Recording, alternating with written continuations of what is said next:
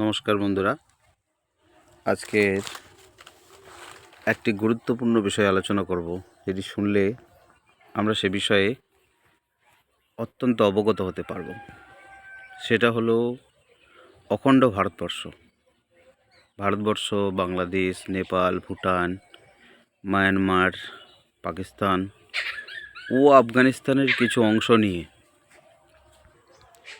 যখন সম্পূর্ণ ভারতবর্ষ ছিল, তখন থেকে ভারতবর্ষের অভ্যন্তরে যে সমস্ত মানুষ বহুকাল পূর্বে থেকে তাদের বসতি স্থাপন গড়ে তুলেছে, যাদেরকে আমরা আদিম অধিবাসী বা আদিবাসীও বলে থাকি, সেই সকল মানুষ যারা প্রকৃত ভারতবর্ষের খাঁটি মানুষ, বর্তমানে যারা এসসি, এসটি, ওবিসি এবং গরিব জেনারেল কাস্ট, অনেক গরিব জেনারেল কাস্ট, এরাই হলো ভারতবর্ষের প্রকৃত খাঁটি মানুষ। এবং কিছু তার মধ্যে সংখ্যালঘু সম্প্রদায় আছে অবশ্যই, এবং কিছু ধর্মান্তরিত খ্রিস্টানও আছে, এবং কিছু অন্যান্য ধর্মাবলম্বীও আছে। কিন্তু ভালো করে যদি আপনি বিচার করে দেখবেন সেই সকল দেশ এবং রাজ্যগুলো যেগুলো বর্তমানে খণ্ডিত হয়েছে, যেমন ভুটান, বাংলাদেশ, মায়ানমার কিংবা পাকিস্তান, আফগানিস্তান অথবা ভারতবর্ষের মধ্যেও সেই সকল মানুষরা যারা ভারতবর্ষের প্রকৃত খাঁটি, একেবারে ভারতবর্ষের মাটির সঙ্গে যাদের নাড়ির টান, তারাই কিন্তু আজও পর্যন্ত ভারতবর্ষে থেকে শুরু করে সকল রাষ্ট্রগুলোতে লাঞ্ছিত হচ্ছে, কেবলমাত্র তারাই। এবং তাদেরকে প্রতিনিয়ত ব্যবহার করে চলেছে কিছু বিদেশে ভিনদেশি জিন বা ভিনদেশ থেকে আগত কিছু মানুষের বৈশিষ্ট্য অনুসরণকারী মানুষ, অথবা সরাসরি বিদেশি মানুষ। তারা কিন্তু প্রতিনিয়ত শোষণ করে চলেছে ভারতবর্ষের খাঁটি মানুষগুলোকে।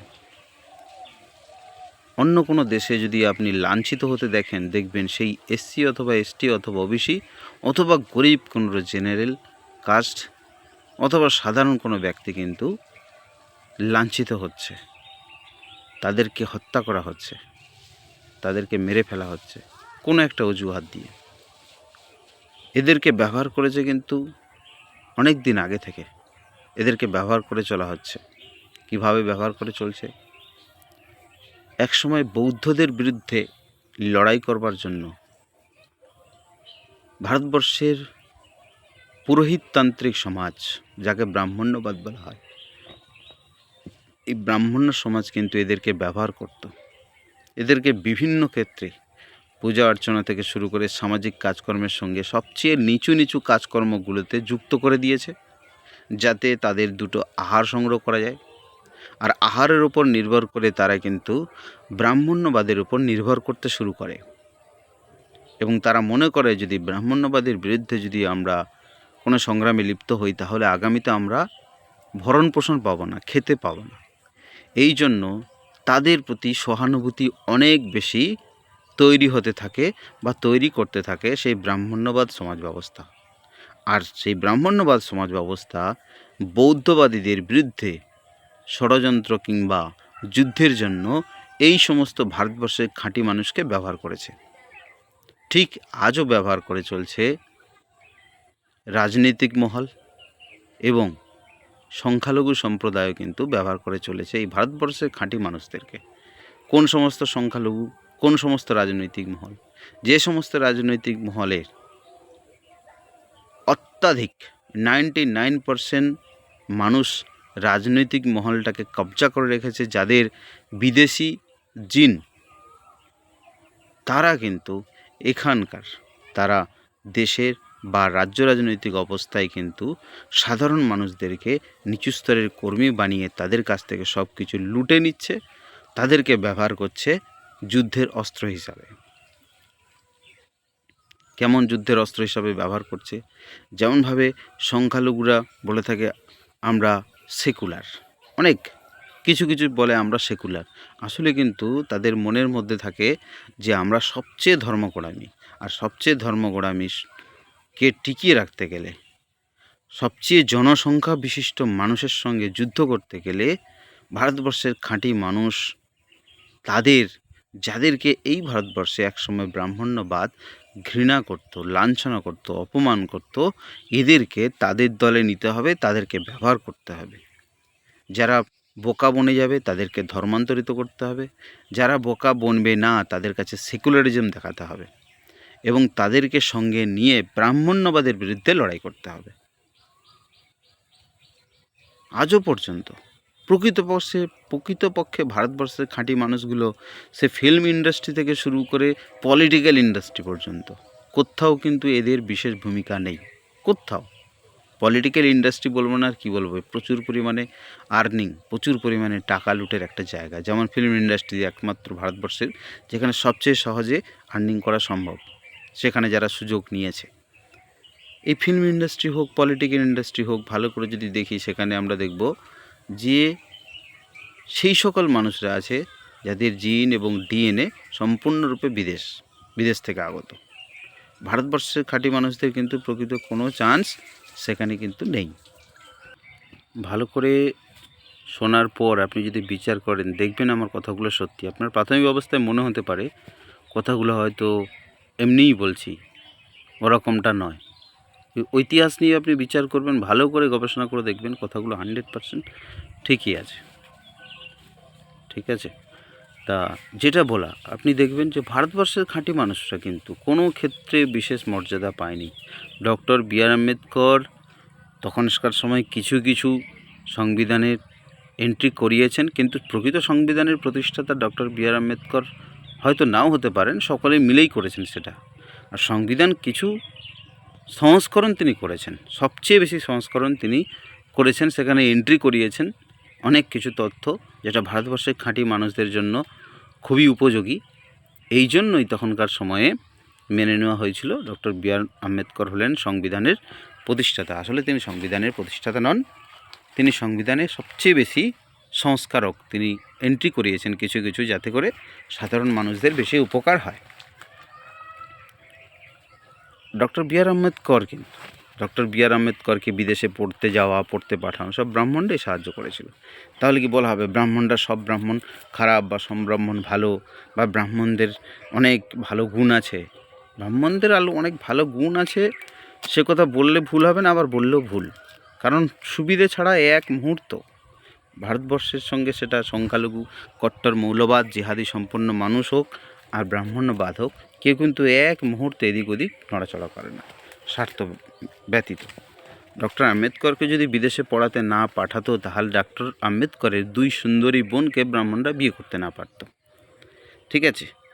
বিয়ে করার আছিলায় এই একটা প্রক্রিয়া, আর একটা প্রক্রিয়া আছে ক্ষমতা অর্পণের জন্য, ক্ষমতা কায়েম করার জন্য। ব্রাহ্মণ্যবাদী ক্ষমতা কায়েম করার জন্য তার মধ্যে কিছু সংস্করণ সে তো দিয়েইছে, অবশ্যই সে তো পরবর্তী চিন্তা, কিন্তু ব্রাহ্মণ্যবাদের চিন্তা ছিল ওখান থেকে আসলে তিনি যে ক্যাবিনেট, যে মন্ত্রী আসনে বসবেন বা যে স্থানে তিনি থাকবেন, সেখানের মধ্য দিয়ে কিছু সুবিধা পাওয়া যাবে। আসলে উল্টে গেছিল। Doctor B.R.. আম্বেদকর বাচ্চাবেলা থেকে অনেক শোষিত, লাঞ্ছিত, অপমানিত হয়েছেন, তো তাই তিনি সেগুলো ভোলেননি।